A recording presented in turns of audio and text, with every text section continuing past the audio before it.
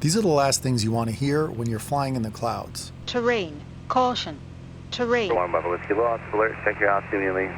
As you're flying towards mountains without being able to see out the windscreen. But that's exactly what happened to me on this departure procedure I've flown dozens of times out of my home airport, as I turned on my cleared route towards mountains that were showing up yellow and red on my nav display. Somehow way below where I was supposed to be, with my daughter in the back as we flew up to drop her off to college. And it's kind of rattled me, to be honest. So in this video, we're going to investigate exactly what and how this happened. I'm determined to figure out where I went wrong and learn something useful from this experience. The night before this flight, my pilot friend James and I loaded up one Bravo Whiskey, my Cherokee 6, with lots of my daughter's stuff and got an early start the next morning. What? Start over, I was yawning. It is super early and we're headed up from LA to Eugene, Oregon to drop this one off for her sophomore year. I'm super excited to go back. Also sad, but really excited to go back. Yeah, we just got to poke through this layer and then should be VFR the whole way. Should be nice. We're flying with James today. Are you ready? Always. With all the stuff she would need for college and probably a bit more. Look at all your stuff. We were about 100 pounds under max gross weight after we fueled up and taxied out. Could the heavy weight have had something to do with being too low on the departure? Thinking back on the flight, the thing I remember most during the departure is that the GPS was doing strange things. I remember the departure procedure kept appearing and disappearing on the moving map. I was late on my northbound turn, and before I knew it, I was flying too low toward terrain. Terrain, caution, terrain. One Bravo Whiskey Lost, alert, check your altitude immediately. So I'm sitting down to have a look at the footage to try to figure out what went wrong. This is my first time looking at this footage to see what really happened, because I still don't totally understand what happened. Let's get into it. How could I be so low and in danger of impacting terrain on a departure procedure I'm so familiar with and have flown many times before? So yeah, we got some clouds, so we're going to take off. It's going to take a little longer to get our clearance. We're going to have to call the controllers on the phone because the tower's closed, and then we're going to take off to the north, and we're going to poke through the clouds, okay? All right, sounds good. And then we'll be on top of the clouds probably in a minute or two, and then it should be clear. Ooh. SoCal, Takeoff, November 631, Bravo Whiskey. We're on the ground at Whiteman looking to pick up our IFR to Placerville, Papa Victor, Foxtrot. Hey, November 631, Bravo Whiskey, cleared to Papa Victor, Foxtrot Airport via the Whiteman 1 departure procedure. The controller cleared us on the Whiteman 1 departure procedure, which I've flown dozens of times before in this airplane. This departure procedure is designed to keep you away from and above antenna structures and mountainous terrain as you depart from Whiteman Airport. And from runway 30 requires a minimum 366 feet per nautical mile climb. And for my plane's climb speed, that equates to about 650 feet per minute. Anything less risks impact. Bravo Whiskey, the readback is correct. And what runway are you departing? We're planning on departing runway 30, 631 Bravo Whiskey. Yeah, I remember going through the GPS, like the departure procedure in there, and looking at all the steps, and I was definitely programmed in the GPS. So it's climbing left turn, heading 260, so we're going to climb to 1400, we're going to turn left 260. Van Nuys, you are. And then we pick up the Van Nuys 325, and that's all in this box here. Then we climb up to 4600, and then by that time we'll definitely be above the clouds. 631 with your release for departure now. If you're not off in 5 minutes, just give us a call back and say your intentions. Okay, 631 Bravo Whiskey is released for IFR departure off runway 30. If not off by 5 minutes, we'll give you a call back. Thank you. Whiteman traffic, November 631 Bravo Whiskey is taking runway 30, IFR departure from Whiteman.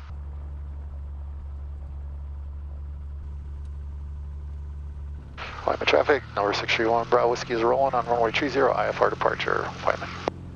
Alright, lights, camera, action. Our gauges are in the green, airspeed's alive.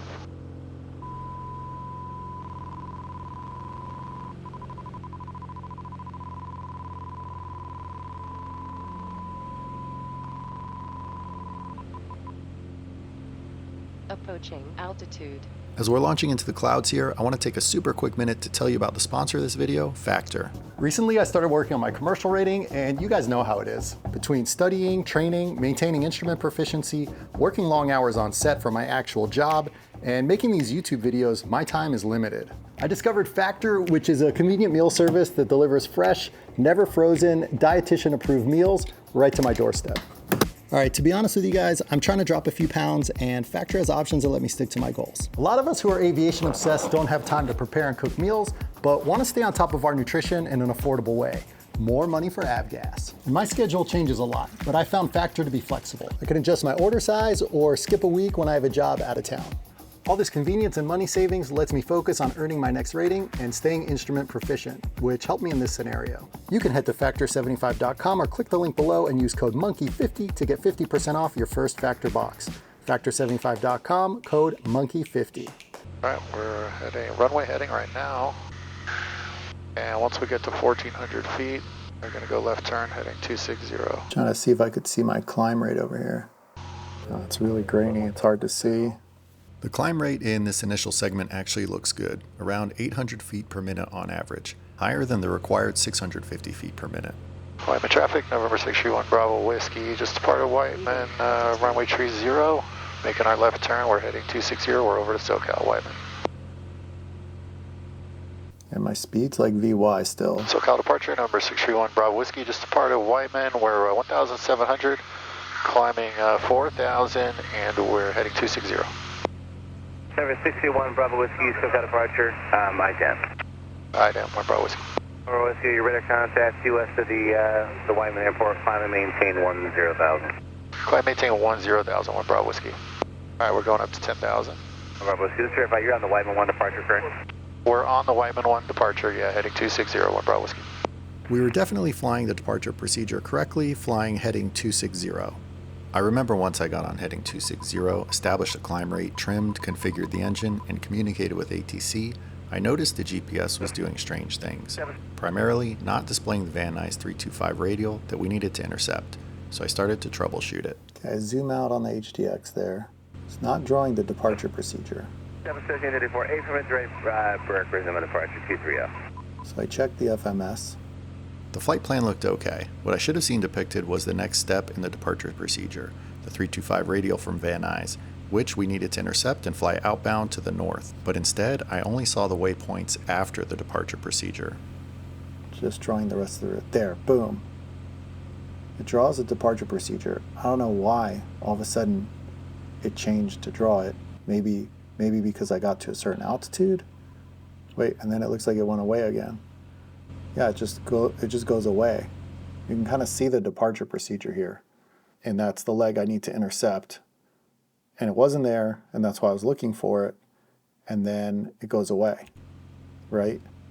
There, it goes away. I don't know why it goes away. This strange behavior from the GPS unit really threw me during the departure. But why was it doing that? At this point, I'm just trying to figure out how to pick up the 325 outbound from Van Nuys. I do have that Van Nuys VOR and then nav, and it is showing the bearing pointer. And that is ultimately what I use to pick up that outbound radial, although I think I just did it too late on the right turn. Let's see. By the time I decided to use the bearing pointer indication to pick up the radial, I had overshot it a bit.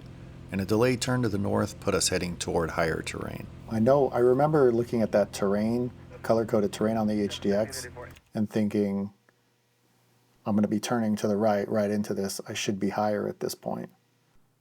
Meanwhile, my vertical speed is only 500 feet per minute, and this departure procedure requires a steeper climb rate than that, which I can achieve. I just need to pitch up a little bit. But I was distracted by the GPS, and the autopilot wasn't quite achieving its promised climb rate. Our heavy weight didn't leave a lot of climb performance to spare, but if I had noticed the lag in climb rate, I could have set the autopilot for a steeper climb. We had plenty of airspeed. After not flying at the required climb rate for a bit, making up for lost altitude would be difficult. Maybe I shouldn't have even made the turn. I can't believe this. I'm like turning right into that yellow terrain. Terrain. Caution. Terrain. 1 Bravo Whiskey lost, alert, check your altitude immediately. It's tough to watch back footage of yourself making mistakes, and sharing them in a video like this isn't always an easy choice. But I'm determined to make something useful out of this one for all of us. I also need to get to the bottom of the GPS issue, so I went back for a closer look at the footage. I was just adding and synchronizing the footage that James was shooting on the Panasonic Lumix camera, and I stumbled across this right here. Check this out. This is the best shot that I have of the route before we took off. I remember I had wirelessly sent the flight plan from ForeFlight on the iPad to the Avidyne GPS.